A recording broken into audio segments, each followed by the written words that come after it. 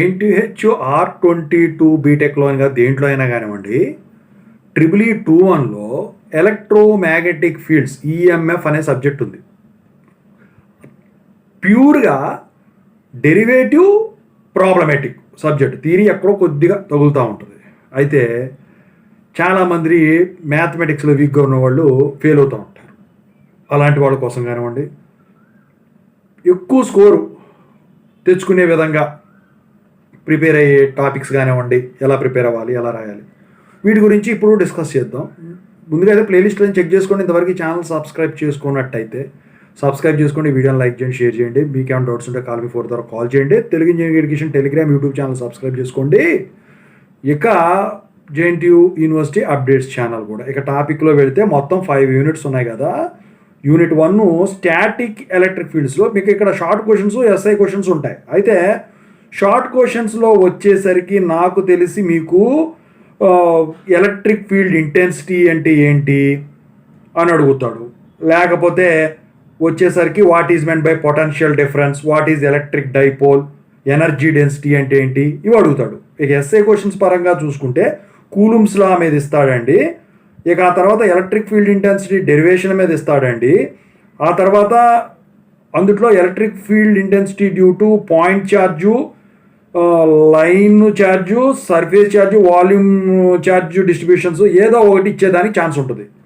ఇక గాజ్లా and its applications మీద maximum ఇస్తాడండి, గ్యారంటీ, కూలుమ్స్లా కానీ గాజ్లా కానీ. ఇక ఆ తర్వాత ఇందుట్లో ఈ ప్రాబ్లమ్స్ పరంగా చూసుకుంటే పొటెన్షియల్ డిఫరెన్స్ ప్రాబ్లము, ఎలక్ట్రోడైపోల్ మీద ప్రాబ్లము, లేకపోతే ఎలక్ట్రిక్ ఫీల్డ్ ఇంటెన్సిటీ మీద ప్రాబ్లం, లేకపోతే కూలుమ్స్లా మీద ప్రాబ్లము ఇస్తాడు. గాజ్లా మీద ప్రాబ్లం ఉండదు నాకు తెలిసి. ఇక యూనిట్ 2 చూసుకుందాం, కండక్టర్స్, డైఎలక్ట్రిక్స్, కెపాసిటెన్స్. సో ఇందులో కరెంట్ అంటే ఏంటి, కరెంట్ డెన్సిటీ అంటే ఏంటి అని షార్ట్ క్వశ్చన్ ఇస్తాడు. ఓమ్స్ లా చెప్పమని చెప్పేసి అడుగుతాడు. ఓమ్స్ లా అని అడగడు, ఎందుకంటే ఇక్కడ పాయింట్స్ ఫామ్లో ఉంది కాబట్టి. లేకపోతే పాయిజన్స్ ఈక్వేషన్, లాప్లాస్ ఈక్వేషన్ రాయమని చెప్పేసి అడుగుతాడు షార్ట్ క్వశ్చన్. ఎస్ఐ క్వశ్చన్స్ పరంగా చూసుకుంటే Ohm's law in point form derive చేయమంటాడు. బౌండరీ కండిషన్స్ ఉంటాయి కదా, conductor to conductor, conductor to dielectric, అవి చేయమని అడుగుతాడు. ఈ కెపాసిటెన్స్ పరంగా చూస్తే 2 వైర్ కానీ కెపాసిటెన్స్ ఆఫ్ డైఎలక్ట్రిక్ సిస్టమ్ కానీ డిరైవ్ చేయమని చెప్పేసి అడుగుతాడు. లేకపోతే పాయిజన్స్ లాప్లాస్ ఈక్వేషను సొల్యూషను రాబట్టమని అడుగుతాడు, పాయిజన్కి లాప్లాస్కి. ఇక యూనిట్ 3లో వచ్చేసరికి ఏంటంటే static magnetic fields and magnetic forces. So ఇందులో ఇంపార్టెంట్ బయర్డ్స్ అవర్స్లా ఎస్ఐ క్వశ్చన్, యాంపేర్స్లా కానీ బయర్డ్స్ అవర్స్లా కానీ ఇస్తాడండి. అయితే షార్ట్ క్వశ్చన్స్లో వచ్చేసరికి మ్యాగ్నెటిక్ ఫ్లక్స్ డెన్సిటీ అంటే ఏంటి అని అడుగుతాడు.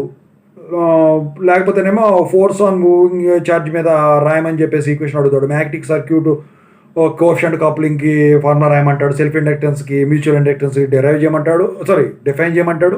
లేకపోతే ఈక్వేషన్స్ ఏమని చెప్పేసి అడుగుతాడు. ఎస్ఏ క్వశ్చన్స్ చూస్తే force on moving charge very very important, force between 2 different current elements, అదొకటి. బయర్డ్స్ అవర్స్లా కానీ యాంపీర్స్లా కానీ ఎస్ఏ క్వశ్చన్ ఇస్తాడండి. ఇక ఇందుట్లో వచ్చేసరికి ఆ self inductance, mutual inductance, magnetic circuit ఇచ్చి డిరైవ్ చేయమని చెప్పేసి కోఎఫిషియంట్ కప్లింగ్కి అడుగుతాడు. ఇక యూనిట్ 4 చూసుకున్నట్టయితే time varying fields, Maxwell equations. So ఇందులో వచ్చేసరికి Faraday's loss of electromagnetic induction very very important. Short question పరంగా, ఎస్ఐ క్వశ్చన్ పరంగా ఇస్తాడు. షార్ట్ క్వశ్చన్స్లో డిస్ప్లేస్మెంట్ కరెంట్ అంటే ఏంటి అంటాడు.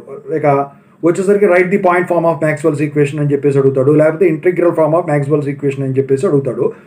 ఎస్ఐ క్వశ్చన్స్ పరంగా చూస్తే మోషనల్ ఎలక్ట్రోమాగ్నెటిక్ ఫోర్సెస్ మీద కానీ, లేకపోతే ఈ point form of Maxwell's equations మీద డెరైవ్ చేయమని చెప్పేసి అడుగుతాడు. ఇక యూనిట్ 5 చూసుకుంటే ఎలక్ట్రోమాగ్నెటిక్ వేవ్స్. సో ఇందులో wave equation derivation SI question అడిగేదానికి ఛాన్స్ ఉంటుంది. ఇక Maxwell's equation phasor form derive చేయమని చెప్పేసి అడిగేదానికి ఛాన్స్ ఉంటుంది. హోమోజీనియస్ మెటీరియల్ కూడా అడిగేదానికి ఛాన్స్ ఉంది. ఇక సో పాయింటింగ్ థియరం కూడా ఎస్ఐ క్వశ్చన్ పరంగా కానీ, షార్ట్ క్వశ్చన్ పరంగా కానీ అడిగేదానికి ఛాన్స్ ఉంటుంది. ఓవరాల్గా అయితే ఈఎంఎఫ్ ఇది.